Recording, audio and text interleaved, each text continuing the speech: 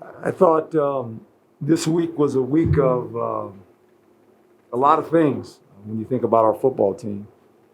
And I think the message that we try to send them, and the message I sent them all week, was about dealing with adversity. And when it arrives at your doorstep, how do you look at it? And they reacted the way that I thought they would react. And in this game, there was some adversity. And we didn't blink on either side of the ball. Give my staff a lot of credit, coaches, a lot of the leadership on this team. And you could just sense it. You could just sense the way they played. It was good to be at home. I think our crowd helped our defense tremendously. When things happened, we needed to make some stops, and we were able to do that. When you turn the ball over like we did offensively at times, that's tough to recover. But I think our guys had the mindset of when adversity hit, we were going to play through it, and they did that. Offensively, I think the line did a fabulous job. When you could run the ball for 280 plus yards, you're going to win a football game. And, the way they fought, I thought, was fun to watch them compete. That's what we talked about all week. Just go compete as hard as you can. And if you do that, we'll live with the result of it. And I'm happy for the players, the coaches, and our fan base. They did a fabulous job of really bringing in a lot of energy in that stadium tonight. Question. Coach, you talked obviously about the defense. It seemed USC did have, a few runs here and there, but it just seemed no matter which way they were running, the defense was getting out there quick. What did you just see from their game plan that the defense could take advantage of? Well, not that so much. We had the mindset coming in that we're going to run the ball. We're going to try to run the ball, become more balanced, because they have done that. And they got two big backs. And we just felt that they were going to run the ball all week. We talked about stopping the run. We said we cannot allow these guys to run the ball on us and make them throw the football. We didn't knock the quarterback down a lot, but we harassed him. We got to him. I thought the back end did a nice job of matching up routes with the linebackers and with the secondary players. This is one of Chase's best games since I've been here, since he played. It was good to get Evan back. But I thought those guys just kept competing. And that's what football's about. It really is. It's about competition. And I kind of broke it down for him today. I said, football's a funny game. I said, our team averages about 16 plays in the first quarter of football. And the defense averages about 18 plays. And that's all you get in the first quarter. And in the second quarter, you get 17, and the defense gets 19. And I broke every quarter down to him. I told him, I said, all I want you to do is play as hard as you can for that one play in that quarter. Some of you guys will play 16 plays. Some of you guys only play 5. Just play hard and compete. And that's what the whole emphasis this week was about, competing. It started in practice and showed up on the football field. Coach, you talked about working through adversity. After going through such a tough stretch and bouncing back with a win, what do you want people to know about this team that don't see what gets done behind the scenes every day? That it is a team that is that believes in each other. And it's always been that way. Look, when you don't win at any level, there is always going to be the voices that obviously think they know more than the people in the building. That's part of it. That's, I've been doing this long enough, and you never take it personal. That's what happens. When you lose, it's no fun for anybody. It's no fun for you guys to cover a team that loses. I was a media person. I get it.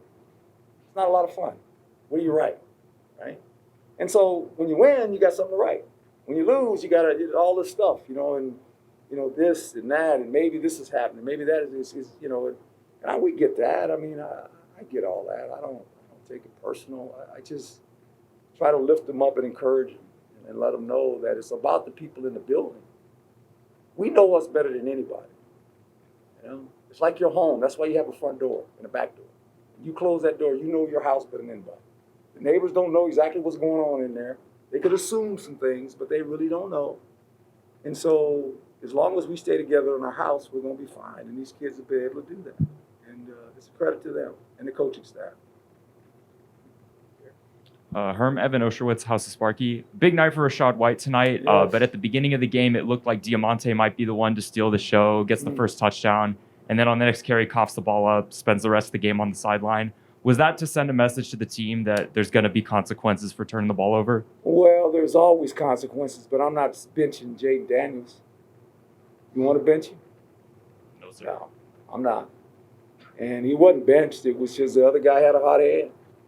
For the most part, Diamante, he's a big part of our backfield. We got 3 backs. But 3 was running.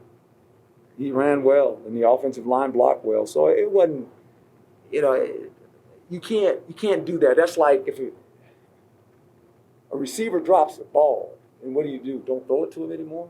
You can't do that. Diamante's going to carry the ball for us. Next week, he's running. We need him to run, and he's a conscientious guy. He feels bad as anybody, And the intentions of football players are not to go out there and make errors, or throw an interception, or get beat for a touchdown, or fumble a ball, or miss a tackle. I've never seen a player want to do that. That's just a game of football. It just happens, and when it shows up, you gotta fight through it. And when you can do that, it just makes you tough-minded. You got to be a tough-minded person when you play the game of any sport, any athlete, because it's hard. And the other guys are good athletes too. They're gonna make some plays, and then, that's just how it works. So he's gonna be fine. We need him to help us down the stretch. Herm, 2 questions. Real quick, were you aware of the fox? Did you see the fox running around the field? Yeah, I kept telling those guys, just open the gate. Let the fox out. We're shooing the fox. Open the gate, and he'll go out. That fox has been in this place longer than any of these fans have been in here, and any coaches. He knows this place better. And I see him all the time. Every once in a while, I'm outside out here in the stadium. He's walking around in there. I see him. Just open the gate for the guy. I got all these people hollering and screaming. He's on the, I don't know if he's on the television, but I'm like, hey, man, open the gate for the fox. That's why I kept running down there. Said, will you open the gate for the poor guy? He's seen enough. He wants to go now. You're going to open the gate. Go ahead. The one guy trying to shoot him. I said, just open the gate. He'll run out. He'll leave. Yeah. That's all. And also, in regards to Rashad, what makes him so difficult to tackle? Seems like he breaks a lot of tackles. Great contact balance. He has great contact balance. Strong legs. Powerful lower body. Great body balance. But goes with the hit. He's kind of like, when you hit him, he just kind of flows with the hit, and has really good feet. Strong runner, has all the tools to obviously to play at the next level as well. Has speed, has good hands. It's fun to watch him run. It really is. Hey, Coach, congrats on the win. Thank you. Chase was in here a minute ago, just gave a pretty passionate plea to the media asking to not tweet or write or report things that could divide the team. Is that something you've heard, a sentiment you've heard a lot this week amongst the team, and what are your thoughts on that? Well, I know this team is united. It's a strong group of guys and coaches, and you have to be. Because when you go through what we've gone through, you lose some games. It's hard. It's hard to win a game. I watch college football today. You look at that. What just happened? Right? Hard. There's no game guarantee. We all think that there's a game guarantee. Ain't that guarantee? This thing, you gotta go play. You gotta compete. That's the one thing I learned very young. You have to compete. You have to like competing. And when it's hard and it's not going your way, you gotta still compete. You just can't tap out and say, well, I'm gonna wait till next week. There's no, it's today. Because then you let your teammates down. And you can't do that. And so that's the mental fortitude you have to have if you're gonna try to win games. They're not all pretty. This wasn't pretty tonight. It was kind of all of a sudden a defensive game for a while, right? It was just kept kind of going back and forth, and we're up by 8, and it's like, oh boy, here we go, right? And then it gets to the 4th quarter, 3:58 again, lined up on the clock. I went, oh boy, seen this number before. We finished it. We finished the game. Last year we didn't finish the game. We finished it. And they're good for them. They learned something. Jacob Redner, Sun Devil Source. Herm, just with the amount that the defense had to be on the field tonight between turnovers and not getting a third down conversion for a while, what did you think of their performance and just how much they stepped up in a game against an offense like this? Well, I want to say a lot better than the last time we played them because they had 100 plays. When we played them last year, they had 100 football plays. I don't know if they had 100 today. I think they had one in the 80s probably. That's still too many. But they make a lot of first downs. They keep the ball going, right? And when you can hold a team to what we held them to, that's it. They had one touchdown. And that's hard to do against a team like this. With the players they have two really good quarterbacks. I understand they lost probably one of the best receiver in college football. But they still have some other guys that are pretty good too. They got some running backs, and so it was a great effort by the defense, no doubt. Dealing with the turnovers as well, right? You get some turnovers involved in that, and now you play more plays because you give them extra possessions. Jake Anderson, Arizona Sports. Herm, you talked earlier this week about becoming bowl eligible and how that was kind of their next goal, and you've accomplished that now. So, what is the feeling about that and a few games left on the docket? Well, I think it's a credit to the players, to the staff. We've been fortunate. We missed the bowl last year due to COVID, but other than that, we've been in the bowl every year. So good for them. That's now we want to just try to keep winning games. That's the whole key. Let's just keep winning. We got to go play Washington. I was watching them earlier. I go, oh boy, they got a really good defense. So it's next couple of weeks are going to be hard. Next 3 weeks are going to be hard football. That's the way it works. Yes, sir. Coach, your offense woke up today. When? What part of it? Come on. We'll start with the run game. Oh, well, okay. Yeah. 281 yards, you got a chance to win. Yeah. Pass game was so-so. What did it mean to you that last drive went so well? 7 minutes left. You chew up a lot of clock. You go a long way. What's that mean? Well, you finished it, and I told him that. I walked over there. I looked up at the clock. I said, "Okay, let's do this now." And then it almost happened too fast because we had the big run, And I'm like, we can get this thing down to. I told them I want to get it down to under a minute. Just take it and go down the field, and they did.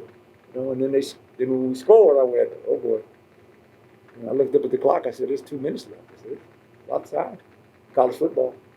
Then the defense went back out and did a nice job of stopping. But that fourth quarter, that drive with 7 minutes was big. The score was really big for us. And Coach Jason, to piggyback off what you're saying about from not finishing last year, we're pretty emotional about finishing tonight and just the experience from last year. I mean, being so close, dominating most of that game, but to finish it out tonight, just in general, what message does that send to the rest of the team? Well, that's got to be part of your DNA. And as I said, we played 6 bad quarters. I'm not going to say we played 6 bad games. I'm not going to ever say that because we didn't. Played 6 bad quarters. And played a game in the ball yard last week. You turn it over 5 times. Credit to Washington State. Can't do that. You're not going to survive it, no matter who you play. I don't care how good you think you are, you're not going to survive that. Clean that up a little bit. We still turned it over, but we faced the adversity. The defense came on the field and gave 1 score and then quieted the noise. And then when the offense had the ball at the end and needed to put the game away, he did. So it was a team effort. The punter, I thought Eddie did a nice job of kicking the ball tonight. He did a fantastic job of punting. So it was a team effort, and the coaches, can't say enough about my staff. They coach the players to come out with that type of attitude, to play that way.